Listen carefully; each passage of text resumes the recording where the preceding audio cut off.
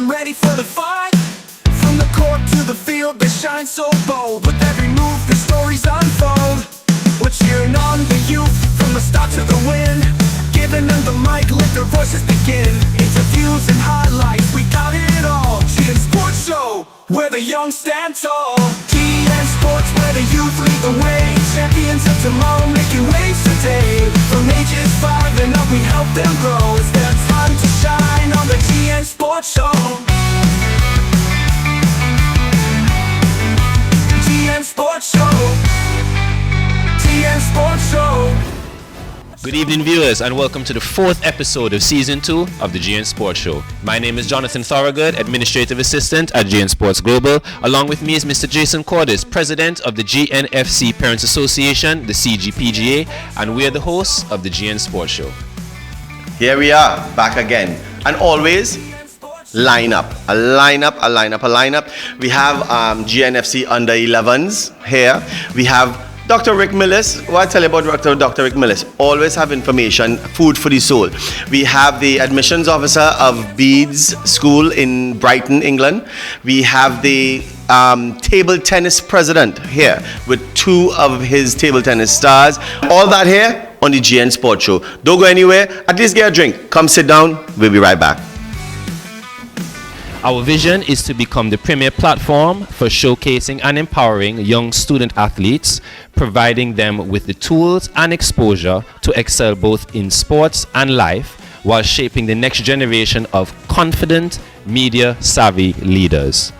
The GN Sports Show is dedicated to highlighting the talent and stories of young student athletes across all sports disciplines.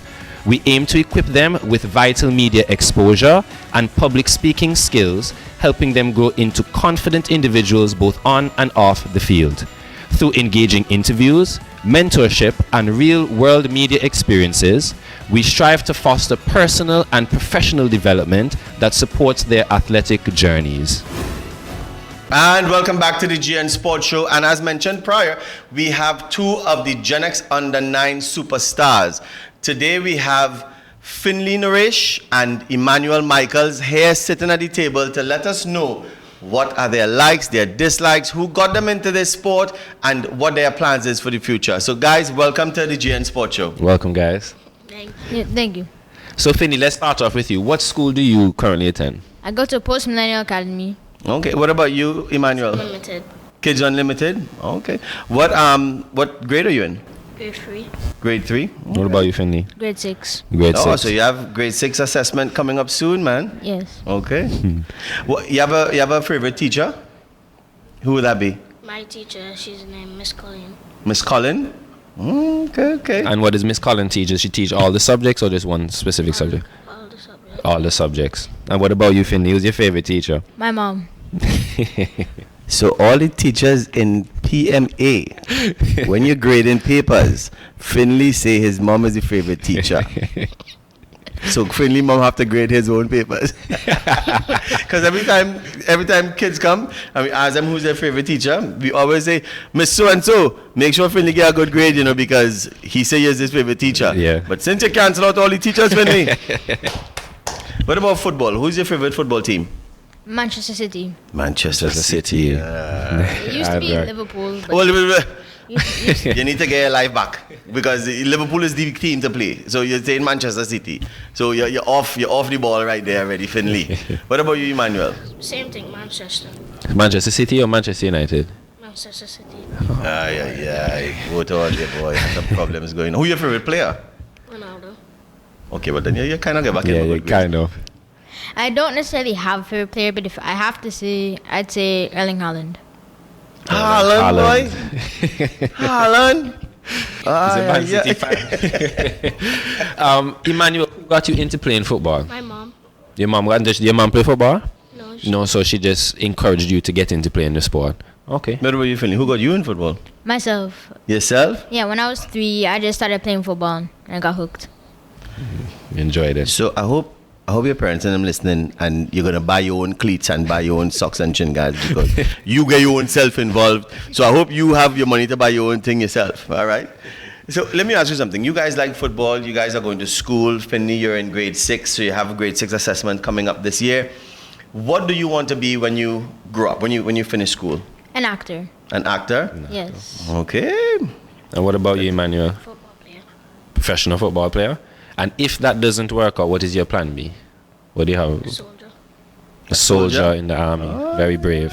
Very, I like that. brave, I very, like very that. brave. So have you ever done any acting before, Finley? Well, I have. Like, whenever I'm presenting projects in my class, I tend to like just put on character to match what I'm talking about. That's very good. Nice. Yeah. That's very good, because what you have to understand as an actor, I've been an actor for years, right? And what you have to understand about acting is that you always have a character. And the best way to get out of who you are is to pretend to be someone else in character. Yeah. Like some people say, I have no confidence, I'm too shy. I say, okay, but when you're doing something that requires you to be out there, put that character in. Put that fun, exciting character and let that person come forward. And then when you're finished, you go back to be the shy person that you want to be. But that's good, man. That's good. I like how you guys are, focusing on it. We have league coming up Yep. soon. You guys ready for the league? Yes. Yeah. What position you play? Striker. Striker? Striker. Finley? Striker. Strikers. Two Two top strikers. So you all have no excuses when we come back on the GN Sports Show and we hear Emmanuel and Finley didn't score no goal. So you guys better score a goal, because I'm going to tell everybody next episode, the Suitcase was here and talking big and bold and didn't score no goal. All right? So Yeah. put all your best foot forward. I know you guys are going to put your best foot forward, because you Yes. always do. Of course. You always do. All right? And thank you so much for being here on the GN Sports Show. We can't wait to hear what goes on for you guys in the future and what goes on for you in, all the endeavors that you guys are coming up to. So thank you very much, Finley, Emmanuel. You all had Thank fun? you so much. Yeah. You must have You fun. must It's have the had GN Sports Show. No. So until next time, we'll be right back. Welcome back, viewers, to the GN Sports Show. This is a special segment of the show. We will be interviewing the head admissions at Bede School, Richard Mills. Welcome to the show, Richard. Welcome, Richard. Hello, it's lovely to meet you both. Thank you. So, Richard, let me just ask you a question first of all. You've had a long and varied career at Bedes, right? You from teaching economics and leading the sixth form, and now you're overseeing admissions. So, what has kept you at this school for 26 years? The most important thing is it's the ethos of the school and our philosophy. It's all about the individual. It's all about the pupils enjoying their time at school and being happy at school. And we feel that it's quite a simple formula that if they're enjoying school and they're happy at school, that's when you get the best out of them. It's about an all-round education at Bedes. So the pupils, alongside their academic program, they're doing things that they love and enjoy and following their interest and passion. So for some, that's sport, and we play football, hockey, cricket and tennis and have academies in those sports. But for others, they follow the performing arts, so dance, drama, music. For others, it's the visual arts. But then we have an activity program which covers things like rock climbing, mountain biking, Duke of Edinburgh, Model UN. The pupils are just enjoying things that they want to do, and as I said, when they're happy at school, then that moves through to the classroom, and we get the best out of them academically as well.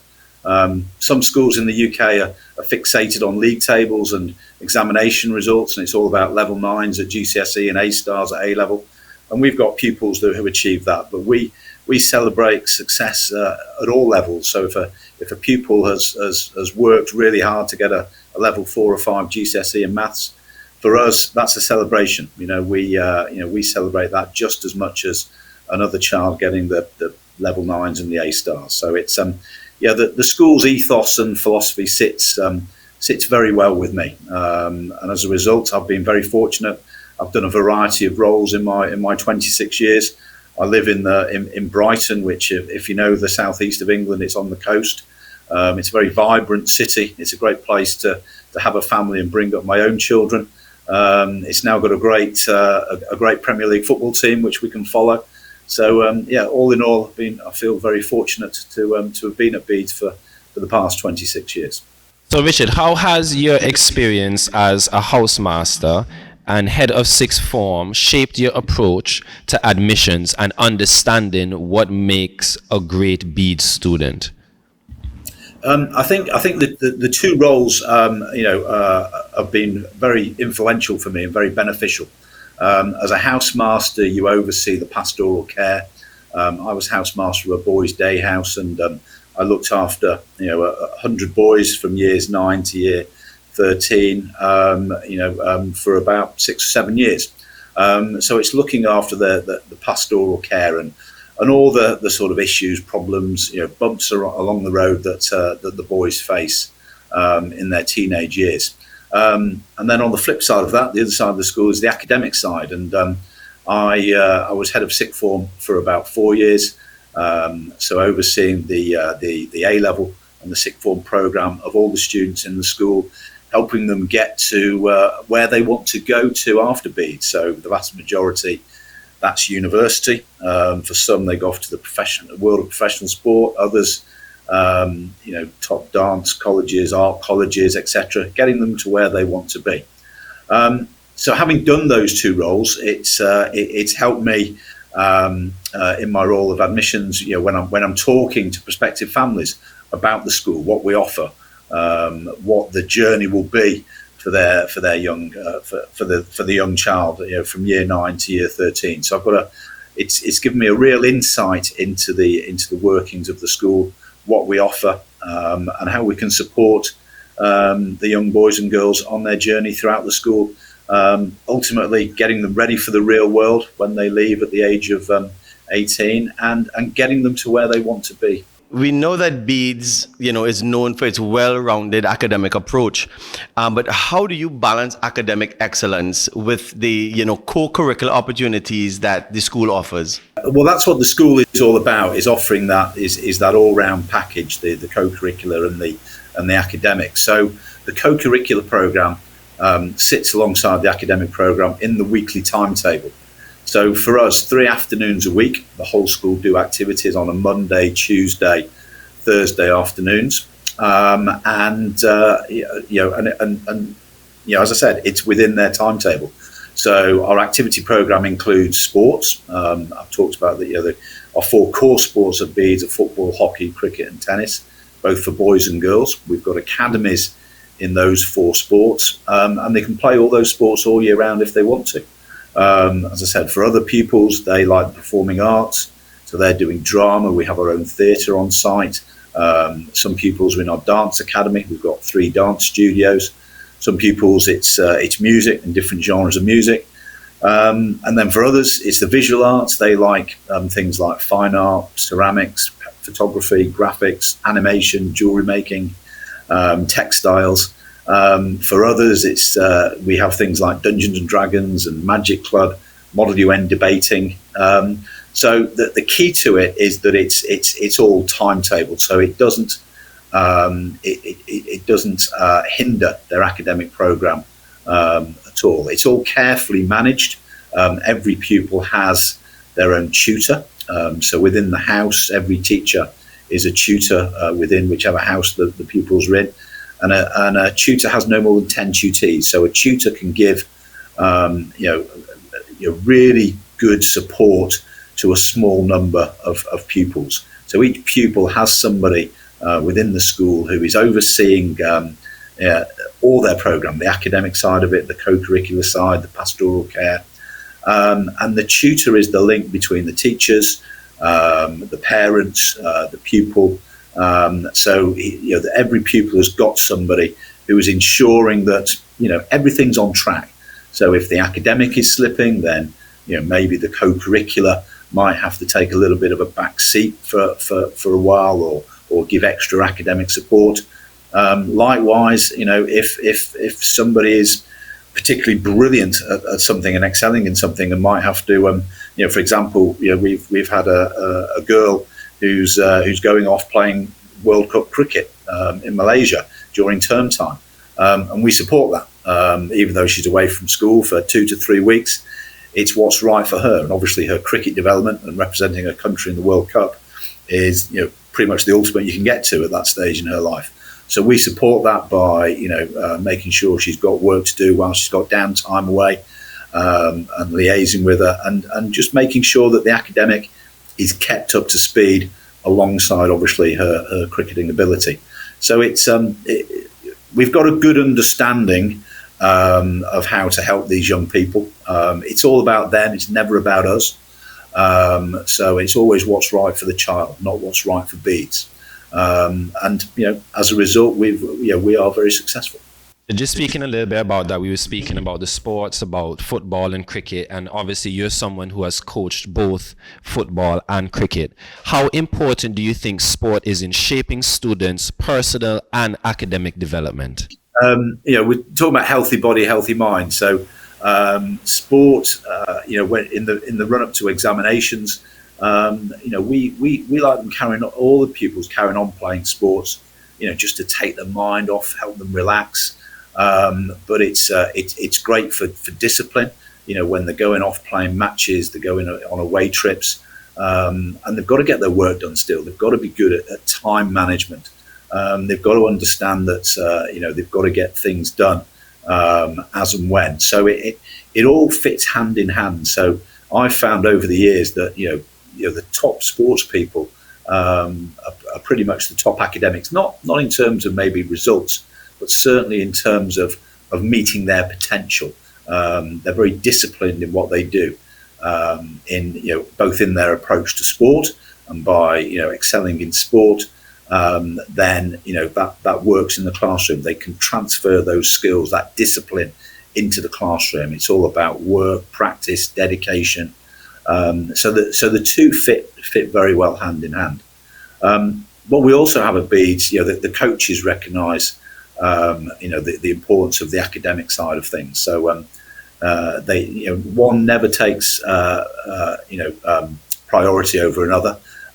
We always have to remember that sport can be very cruel at times, and some of these young people, even though they've got huge potential, unfortunately they might get a really bad injury in something. So that the academic is always there as their backup, their plan B. So it's that's what we've learnt over the years, and again, I keep saying we're very successful at it, is maintaining the balance between sport and academic. Everything you've said so far, Richard, has made Beads seem like a very, very sought after school.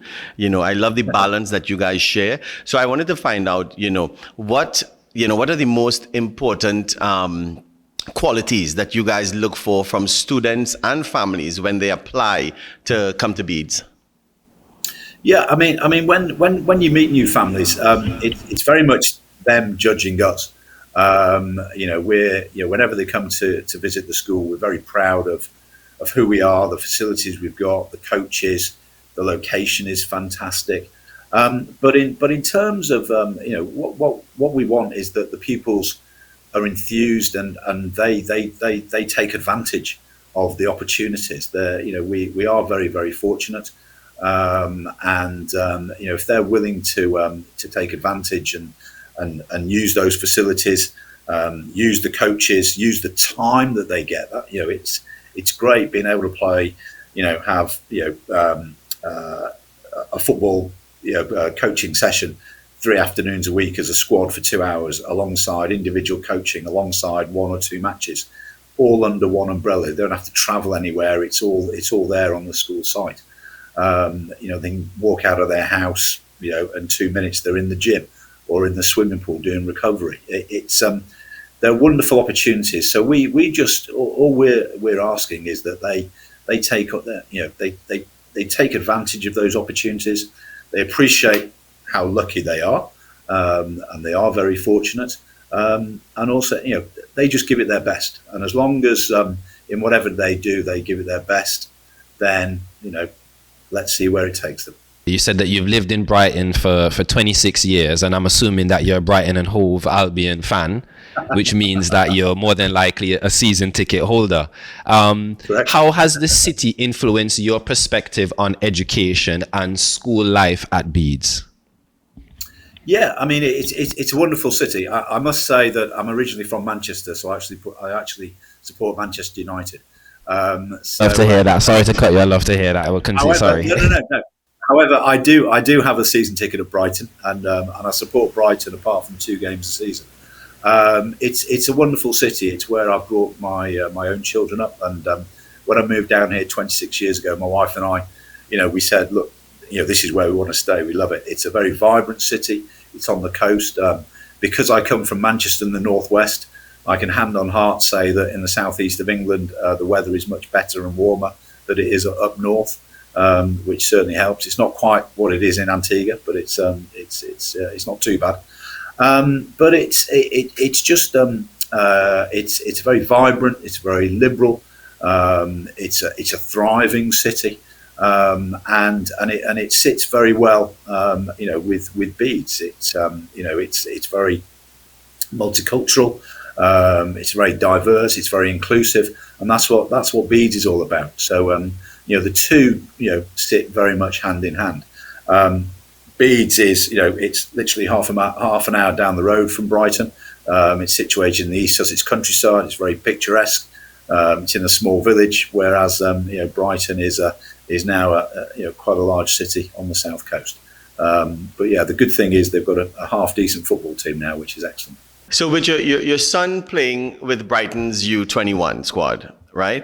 Yep, you must have correct. seen the challenges that young athletes would face. So what advice would you give as administrator and stuff like that to help balance academics and a high level sport? Yeah, it's obviously my son's doing okay, but also pupils who've been through Beeds have gone on to professional sport in a variety of sports, and the key to it is the dedication and the sacrifice that they've got to put in. I'm not sure a lot of people appreciate the fact that when you do become a professional sports person, it's you can't do much else. You've got to live and breathe that profession. So for example, my son, he goes into training every morning. He's there for 8:30, has breakfast. They warm up, they train for a couple of hours, they go back in, they have lunch, they do analysis, do a bit of gym work. But then he comes home and he's shattered. He goes to bed. Healthy meal. But what he's not doing is a typical normal teenager. He's not going out with his mates. Going to the pub, going clubbing, and letting his hair down. That side of it is a big no-no. So there's a lot of sacrifice, but the rewards are great. It's he's following his passion, as I keep saying, quite a few boys and girls who've been through Beeds. Whilst they're at school, it's maintaining that sense of balance, and maintaining and keeping sort of a level head, because you never know what's around the corner. You've got to give it your all, but at the same time maintaining the academic side, just in case, having that plan B. I'll also say that there's got to be a lot of luck involved as well. It's a mindset, it's talent, it's hard work and dedication, but it's luck. Any sports person will tell you, if you can stay injury free, then that's gonna help you no end. Unfortunately, some young people, some players, they keep getting injured in their careers. That's pretty tough. So there's a lot of factors involved, and for it to all come together. But they've got to have the right mindset. They've got to have the dedication, and they've got to be very disciplined as well. Academics is just as much as the skill for the sport that you have, because it's as you said before, you can get injured and it could end your physical career, but then academically you can still take up another career that keeps you within the sport. Like you can be a physio, you can be a journalist, you can be all these different things and stay within soccer or cricket or tennis. And even though you can't physically play the sport. So that is something that we've always reverenced, that you must have your education to piggyback on your skill. But listening to you about Beads, I'm truly interested to hear so much more. I have 3 kids who fall within that range of under 9 to under 13. And we've been looking at places in the UK to visit to get a piece of. So I want to thank you so much. And I know definitely we'll be speaking again, Richard. Have a wonderful, wonderful rest of the week and weekend. to you, Thank your you. family, and to Beads. Cheers. Yeah. Thank you so much. Lovely to meet you both. Thank you very much. Bye-bye. Richard, take care. I'd like to take a quick commercial break. We'll be right back. Welcome back, viewers, to the GN Sports Show. As you can see, we have a packed set for you guys with Antigua and Barbuda Table Tennis Association's President Charles Chucky Bellot, along Bello, along with two of his players, Barrington Logue and Mackay Simmons. Welcome to the show. Welcome, guys. Thank you. So it's indeed a pleasure having you guys here. People underestimate the whole table tennis, sport. It's a very high impact, and I like it a lot. There's a lot of technique that goes involved, and stuff like that. So Barrington, what was it about table tennis that really captured you and captured your interest, and what keeps you motivated to be playing table tennis? Well, you see, when you look at table tennis, you look at more of the movements, how people adjusting themselves, how people carry out themselves playing table tennis, and just the urge of going at it and playing, it just keep me going to want to learn more things and want to do more things. Okay. And how did your training? Well, obviously you've traveled before. You've been overseas. You've been to China. Yeah. How did your training experiences in China shape your development as a player? And what key lessons did you take away from them? Well, when I went to China, I learned that you can't always be better than everyone. There's always somebody out there that's going to be better than you.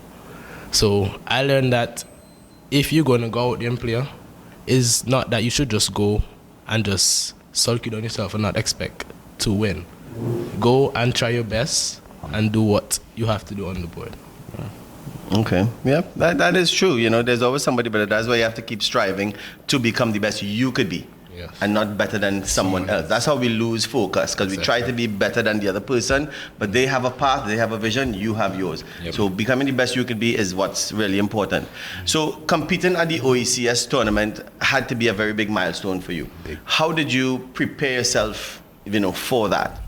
You see, before our first match, I was sitting down, I was just watching other people playing and how they go about going into the match. So I decided it's best when I go into the match, I don't go into the match with a down effort. I motivate myself, say I'm gonna beat that person. I'm not gonna let that person beat me. Right. So that just helped me to motivate myself to play better.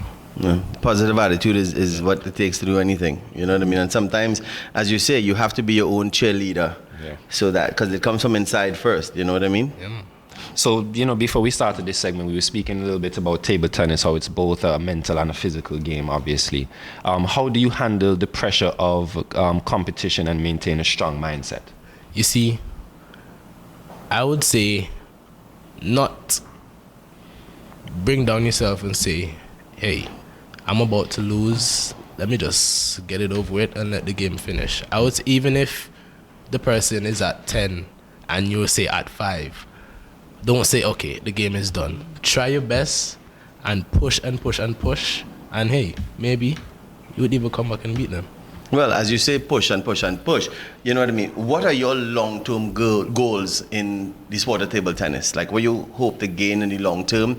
And, what is your plan to keep pushing to strive in the sport? So I would say in table tennis, I wouldn't say that I'm up there to become the best.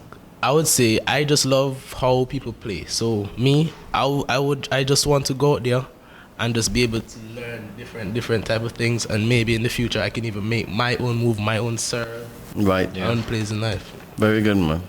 Very good. Well, Barrington, we wish you all the best with your future endeavors. Keep pushing, keep having that clear mindset and pushing yourself. Yeah. Thank you.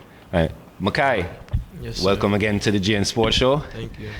What inspired you to start playing table tennis? I would say Mr. Callius inspired me to play table tennis.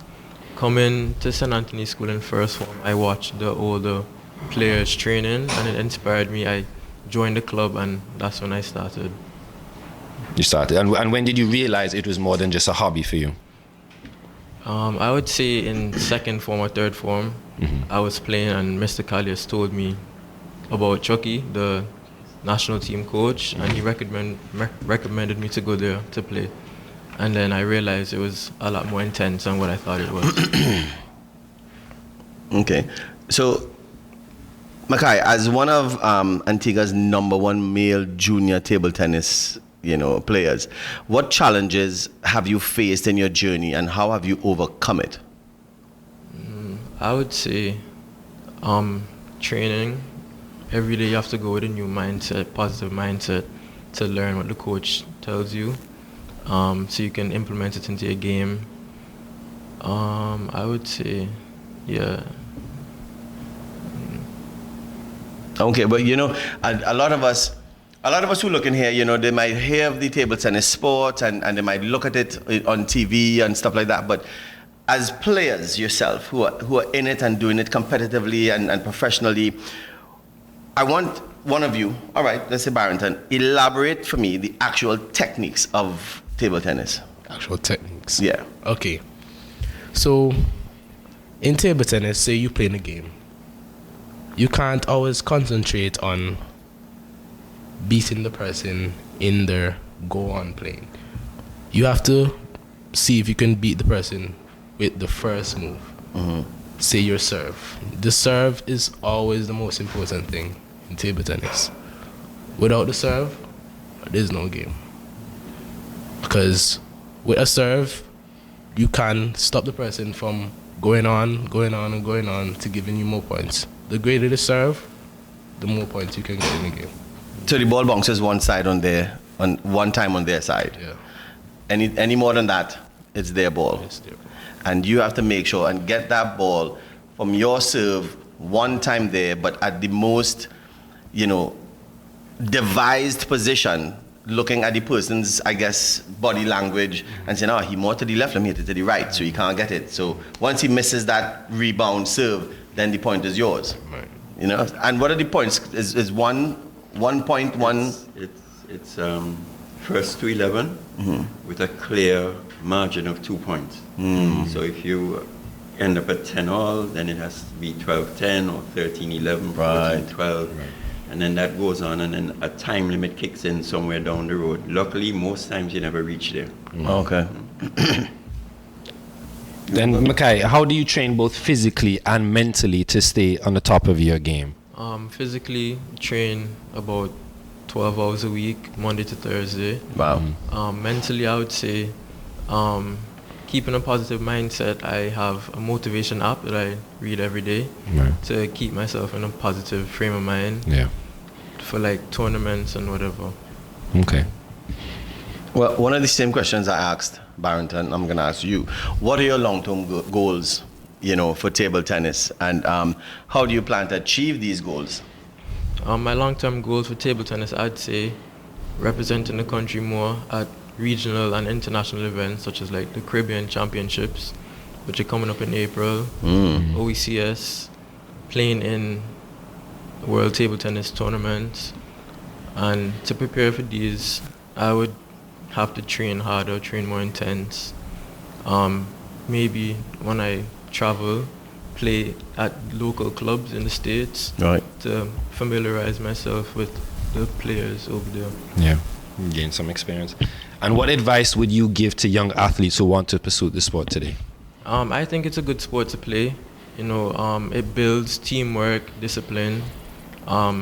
It focuses a lot on your agility, speed, reaction time, and it's a fun game. Even if you're not playing professionally, it's still enjoyable. And I guess one of the things that people don't understand about table tennis, I guess to the average person, they might think table tennis is kind of boring sport, but it's actually a very high impact sport because you're going back and forth. Even though the table is small, it's not like the lawn tennis and stuff like that, but the reaction time has to be much faster because the table is much smaller. You know what I mean? So your hand and eye coordination plus your legs have to be going. So I do imagine you have to be very, fit, and, you have to do a lot of training, So people underestimate it, but you know what I mean? I applaud you guys for, taking a slap at it and becoming professionals at that sport. You know what I mean? Yeah. Thank you. Keep pushing. So now we turn over to the man himself, the president of the Table Tennis Association, Charles Chucky Bello.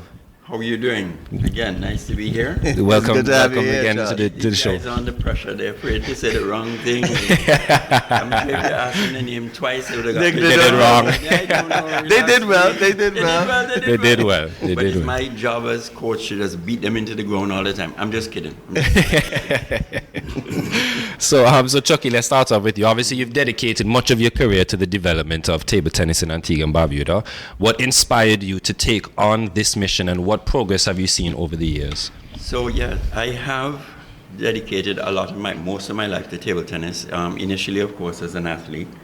I played and represented Antigua and Barbuda for about, 30 years. Wow. And then one day I just walked away from the game. I can't remember why. I mean, table tennis has been like breathing to me for all my life. Yeah. I have played many sports. I've done all the water sports, windsurfing, barefoot skiing, hobie cat sailing, football, volleyball. I really sucked at basketball. My father was a great cricketer. I tried cricket. I loved it. I was good at it until I got hit with the ball once in my head. Gave that up. Lawn tennis. It was actually because I love lawn tennis. And at that time, my wrist wasn't as strong as the others. And somebody suggested try table tennis. And that was a perfect match. And so it has been a passion. And I have, on my return to the game, I realized it was time to give back. Right, Because that's right. how economies exist. That's how the world exists. Yep. When you get something, you have to make sure that you turn around and you give something back. And so this second half is about me giving back, allowing youngsters to see the world the way table tennis has allowed me to see the world, to meet friends, long-lasting relationships, the networks, just the experience of representing your country Yeah. at the highest level. So, but being the technical development officer of the ABNOC, what would you say are some of the key initiatives you have implemented, you know what I mean, to enhance the athlete's performance? Well, as technical development officer of the Antigua and Barbuda National Olympic Committee, it was a new department. The Olympic Committee had before just focused on, you have a good athlete, you need a ticket, you're attending the Wow, games, yeah. so let's go. So there was no blueprint, there was no anything. So I realized that the first thing that we should do is create a meaningful coaches, education platform, and athlete development platform. In terms of, there's certain universal principles of coaching. It doesn't have to be sport specific, but if things like a yearly training plan, a YTP, Right, all coaches should have that. You need to have a nutrition plan. You should have nutrition periodization, strength and conditioning.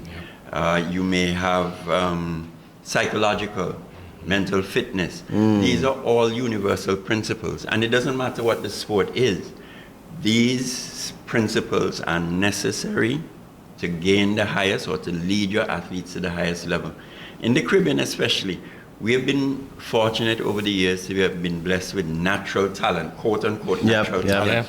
And it's really glaring when you look at like the cricket, the West Indies cricket team.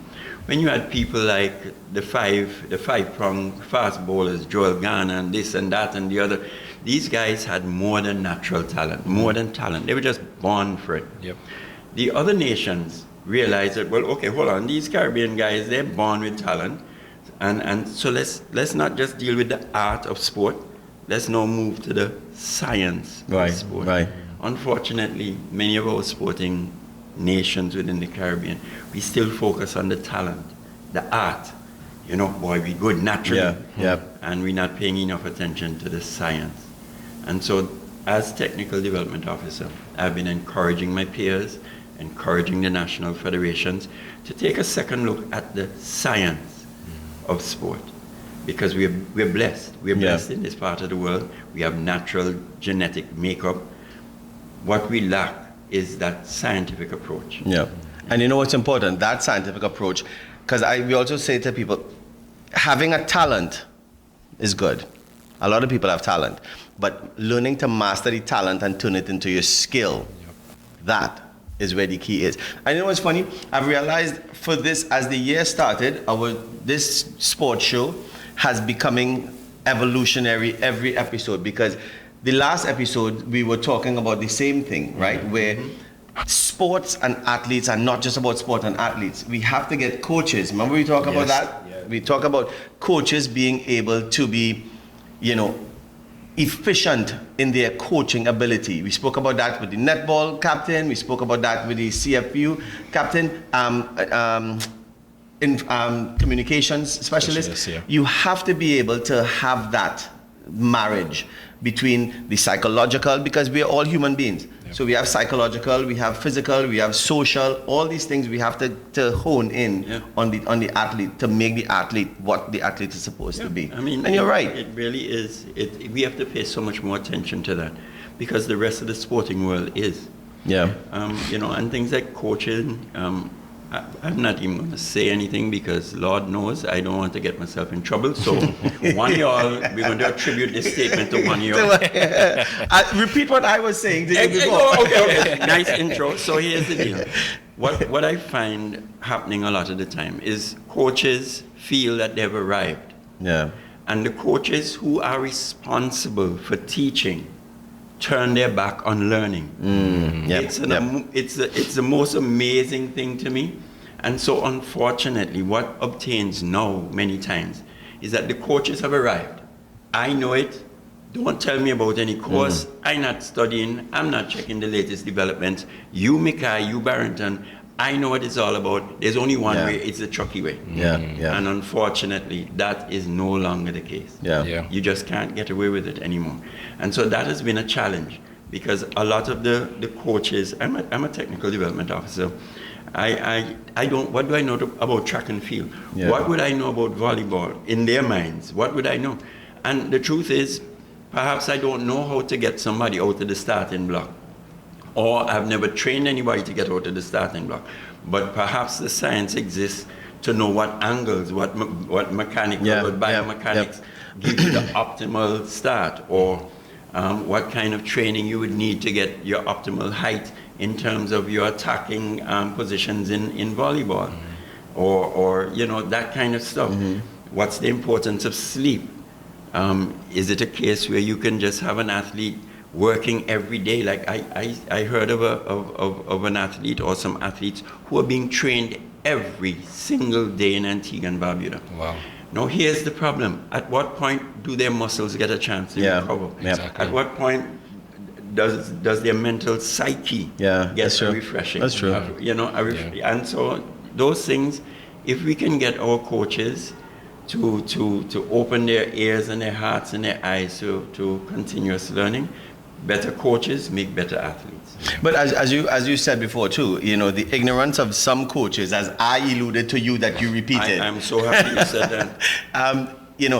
You have to remember we live in a social media world, right? We live in an internet world where knowledge is by our fingertips.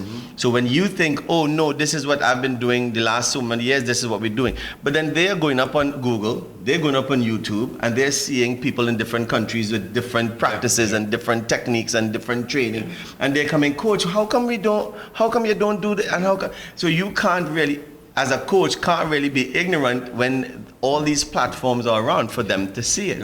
You know what I mean? And okay, you've been, at your young age, you've been in this field for over 3 decades, right? As a very young person. You've been in it for 3 decades. How has the sport changed since you started competing? Whoa, okay, so the perfect analogy is this. If you guys are probably not old enough, but anybody here knows about John McEnroe?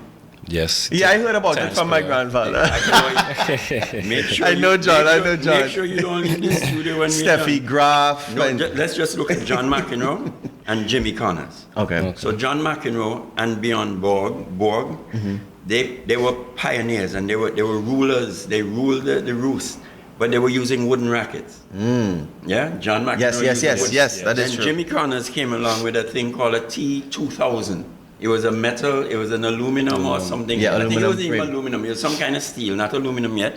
And it had all these little small curves, and you would string. So his racket suddenly became way more powerful than John McEnroe's racket. So if you go back with that knowledge, you would realize that John McEnroe was a left-hander who just touched the ball over the net. His racket was well suited. Right. Jimmy Connors was a little bit more boom boom. Then you had Boris Becker, and that is what has happened to many of the sports throughout. So table tennis, it's all in the equipment. Not all, but the equipment. You have wooden, you have the regular wooden blades, you have carbon blades now. You have the rubbers that one will give you no spin, one will give you some kind of wobbly spin. Okay. And so it's not all about talent anymore. Technicality. Right. And so Yeah. the equipment has morphed, and the techniques have morphed as well. Of course. So no longer do you stand up and play a gentleman's game. When you think about it, table tennis was an indoor version of the British game, lawn tennis. So when the weather was bad outside, They go inside. we retreat inside and we play a lovely game of table tennis. Now the Chinese saw this game, and the emperor or the leader at the time said, no way, that sport, I want that. And he immediately made a connection with table tennis and there a thing called Tai Chi. Yeah. It's a martial arts, it's a form of Yep. yoga. Okay, good. And so a lot of the table tennis, and this is why the Chinese are so great at it, it's martial arts based, or it's Tai Chi based. Let me not, yeah? Yep. And so they've learned how to do that. It's their culture, it's their national sport. Tai Chi is a part of your national exercise. They do that. And so the whole game has changed. It's much quicker, the balls are lighter. Everything has changed. And what is possible has also changed. In running, in track and field, not necessarily track and field, in long distance running, for years people thought that the 4-minute mile was impossible. Yeah, I always tell people about that story. Yeah. Then one year somebody ran sub 4. And I think the next year, And the next year, they had about a million dozen kids under the age of 16 who did it. exactly. And before that, nobody think it was even possible. And so that is what has Yeah. happened in table tennis, and it has happened in other sports as well. Yeah. So table tennis now has become this game which NASA calls the most difficult game to play Wow. at an elite level. It's a unique game in that the board is 5 feet wide, 9 feet long. Yeah. So you have 4.5 on your side. I have 4.5 on my side. The ball travels at over 100 miles an hour sometimes. It's the only sport that the athlete is not on the active field of play. Darts, maybe, pool, maybe, but basketball, volleyball, cricket, netball, all the others, you're on the active field of play. And it's one of the only sports, or the only sport, that the court is off the ground.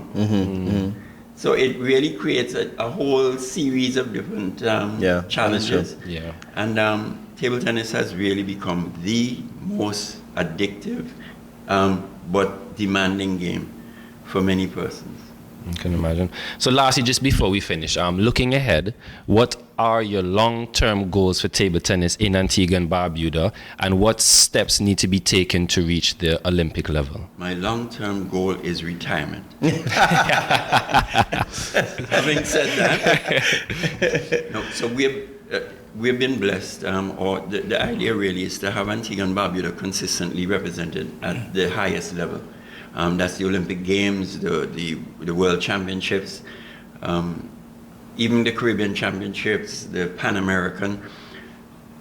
Giving athletes, giving our young people an opportunity to see something different to what they experience now. You get to, you go and you play sports, you see something different. And table tennis has changed in terms of prize money. Whereas before, when we were playing and slaving, we would get a trophy, and our payment was to say that we were in St. Lucia for the weekend, or we were in Jamaica for the weekend, or we went to Holland, or whatever.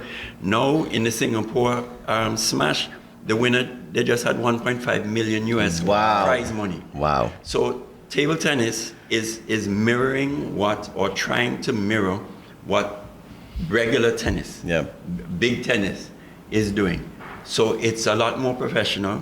You have 2 leagues. You have the professional league, and you have the national kind of thing. So the International Table Tennis Federation, they have the World Championships.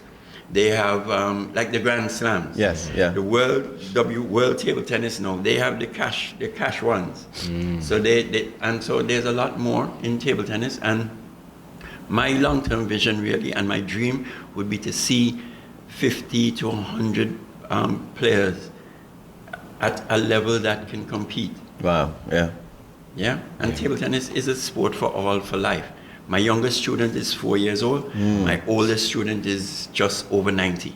Wow. The 4-year-old, she can play for about 40 minutes or 30 minutes before she gets fed up with me. The 90-year-old, he played for just under 3 hours the last time we played. Wow. That's amazing. That is amazing. So it really, things like the discrimination, quote unquote, that takes place in other sports.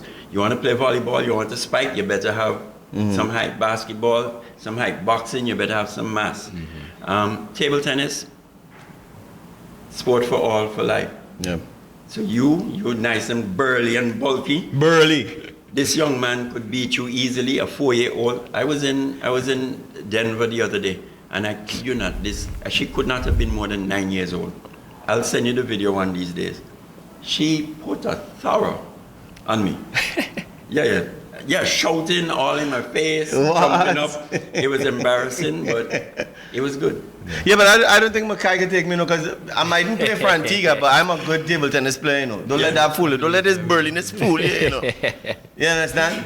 I didn't mean it in an obese. I never said it in Chucky, you're very out of place. I never mean it in nothing, Listen, the girls like the burliness now. I'm just saying that because you mentioned about retirement age and all that. That's not what you said. It is what it is.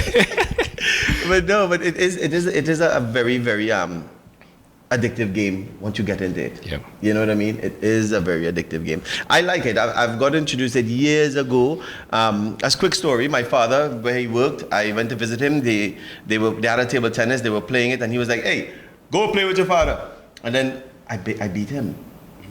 I never played before, but it's so easy to get into it once you understand. Oh, I just had to hit the ball back and find a way, and I beat him, and then he slammed on the racket and said he want to play again. And they was like, "Oh, because your son beat you," and I felt like, "Oh my God, I beat my father in something," and that encouraged me to like playing table tennis. I just never continued. I never knew that my father played table tennis until I started playing table tennis, and then I was told he used to. Wow. Before we leave, I want to just make mention of a blessing that Antigua and Barbuda has gotten in the person of Stuti Kashap. We were chastised for not having regional and international participation.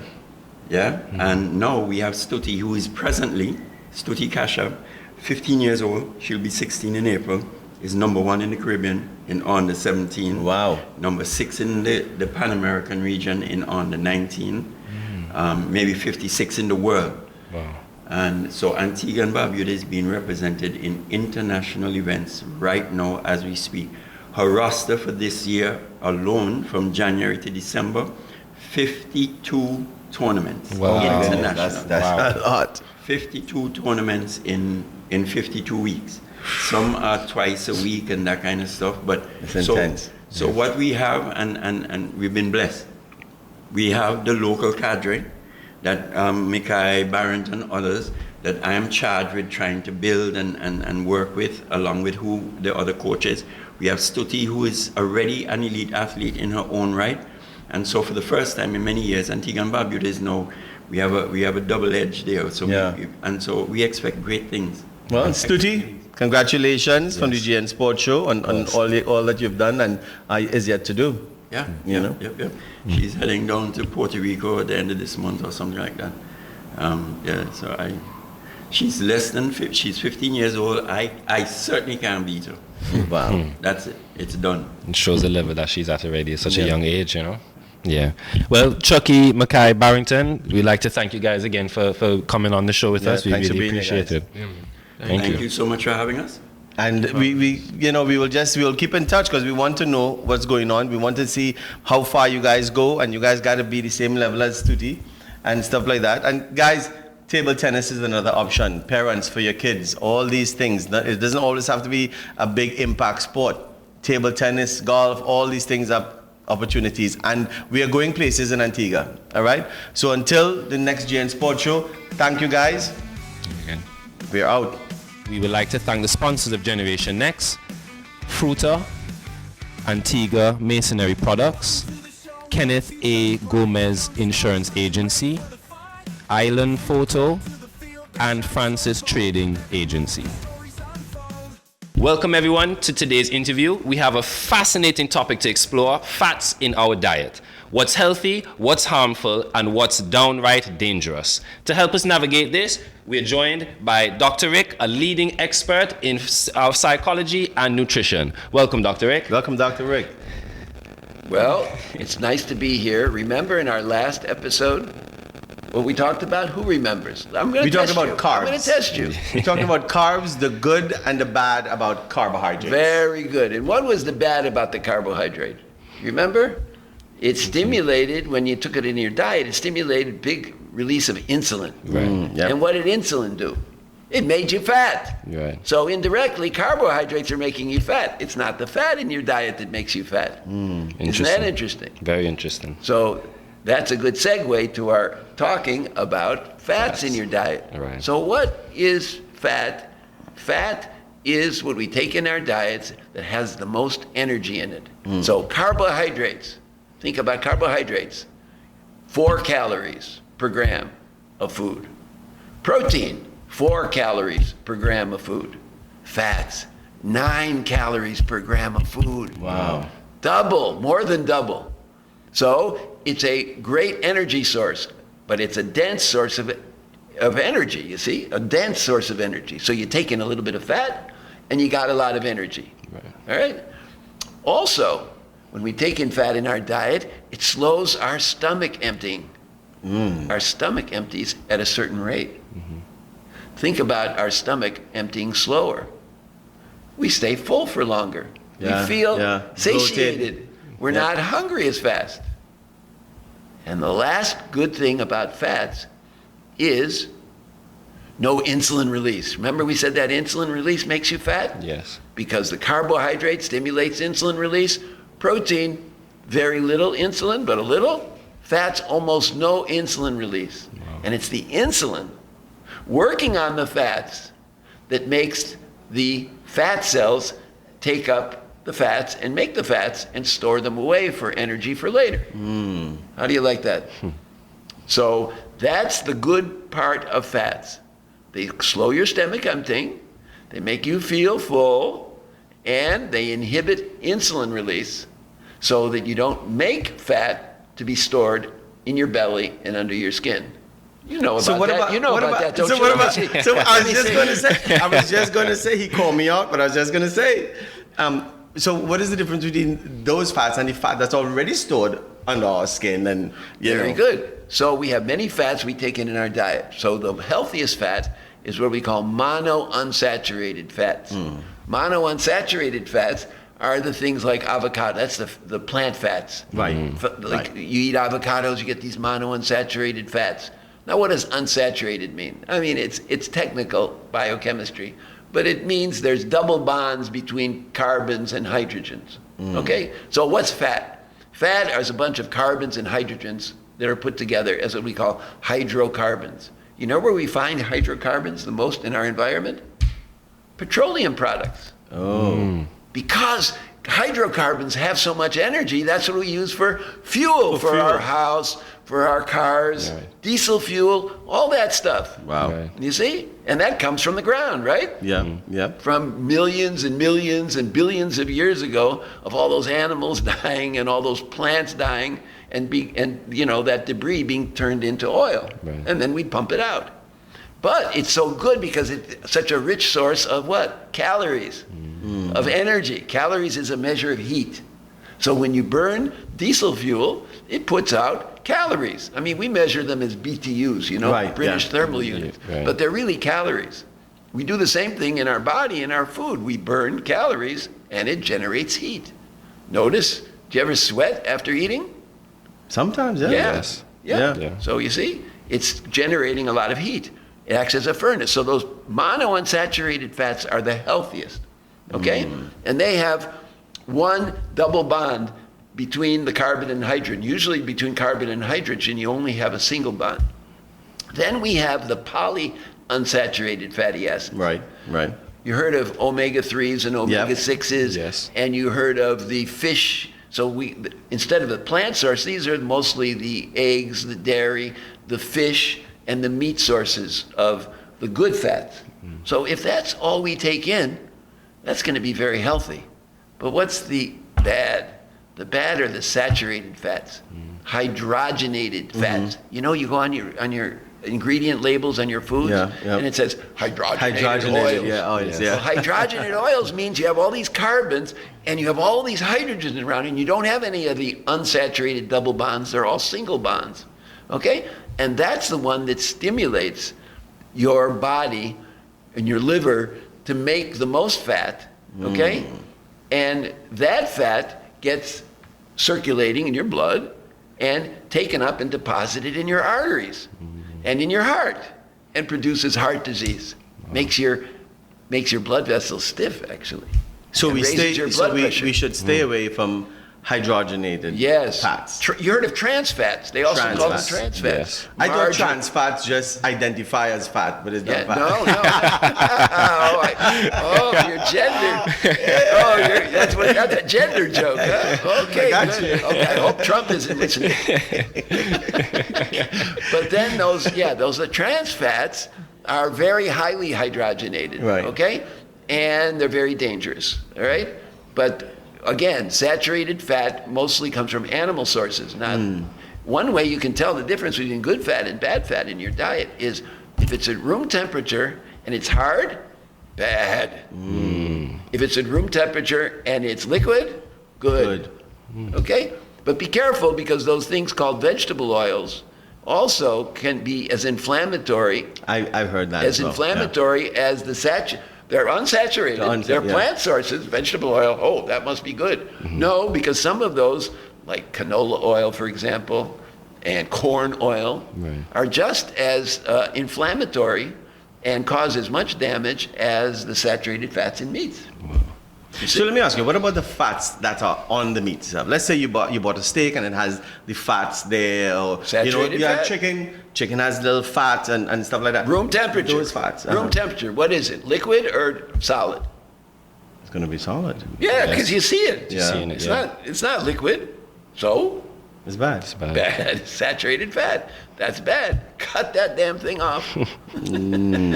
So, Doctor, Cut we it spoke off. we spoke about the good, we spoke about the bad. What about the ugly in fats? Well, the ugly is what we just finished talking about, the trans fats, the fact that it can produce the Diseases cardiovascular and, disease, and blockages. all that kind of stuff. But the good stuff, the good part of it is, of course, that you can arrange your diet to have a lot of good fat in it. And in fact, if you have a lot of that polyunsaturated and monounsaturated fat in your diet, it's not going to make you fat. The only way it's going to make you fat is if you really overeat and take in extra calories. Right. So you're going to have a little bit of protection, because what is it going to do? What did we say? Who remembers what I just said when we started? How is it going to? Where's my What is finance? it going to do to your? What is it going to do to your stomach? Do you remember that? Is it going to speed up stomach emptying or slow it down? It's going to slow it down. Then you feel full for longer. Yes. You see, what's it going to do to insulin? Stimulate it or inhibit it? It's going to stimulate it. Because that's inhibit it. That's Didn't the you? If carbs. it's stimulated, wouldn't put. Oh, carbs. That's the carbs that yes. stimulate it, you see? Yeah. And then the not carbs my stimulate notes. insulin, and insulin causes the production of the fat in the fat tissue. Why? Because one of the jobs of this hormone called the insulin is to store energy away for later use. Think of the hibernating bear. Right. So people have a lot of insulin, they're acting like hibernating bears. They're getting ready for winter, but there really ain't no winter in Antigua, is there? Come on. There's no winter here. You get it? Yep. Yes, of yeah. course. So how does that sound?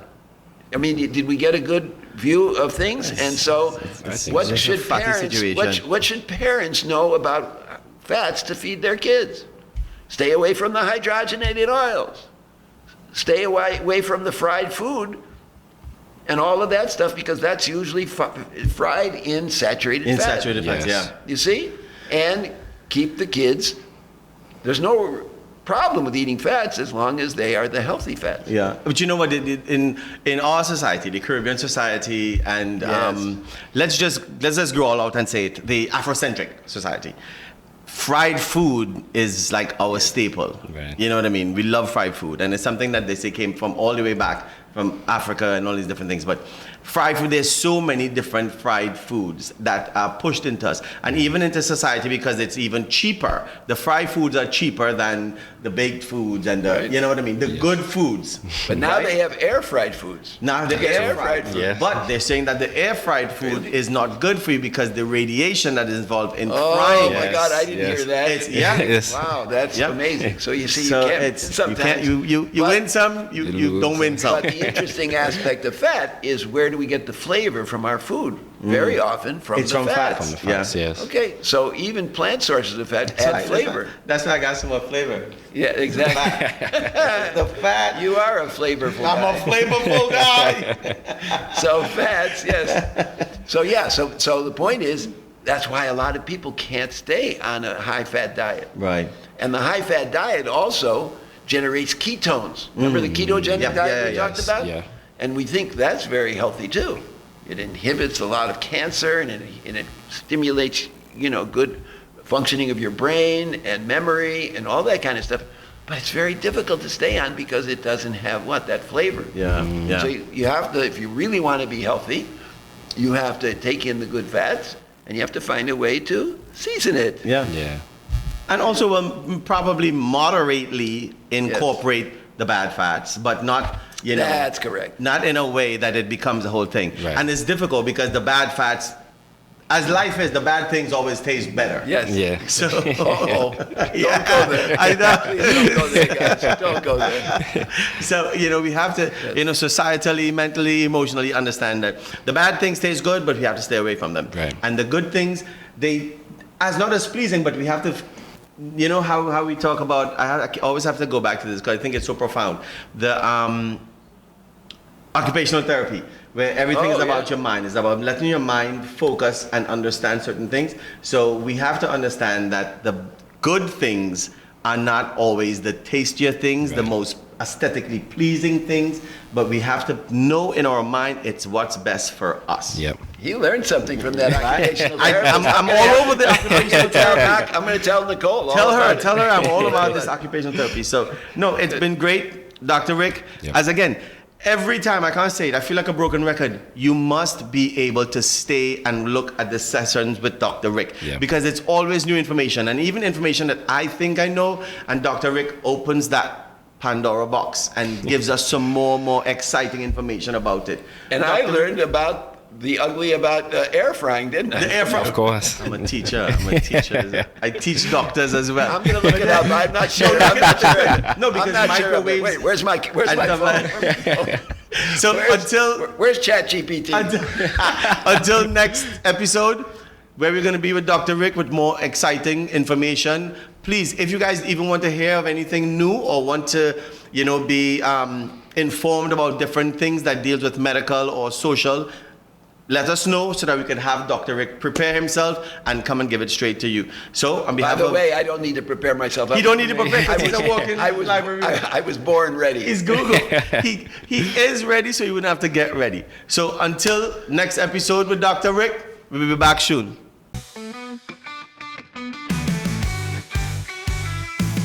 Interviews, insights, dreams taking flight. We show them how to handle the spotlight, preparing them for the journey ahead, building confidence, the words left unsaid. From the grassroots to the national scene, young athletes chasing every dream. In every game there's a story to tell. GN Sports Show, we know them well. GN Sports, where the youth lead the way. Champions of tomorrow making waves today. From ages 5 and up we help them grow. It's their time to shine on the GN Sports Show.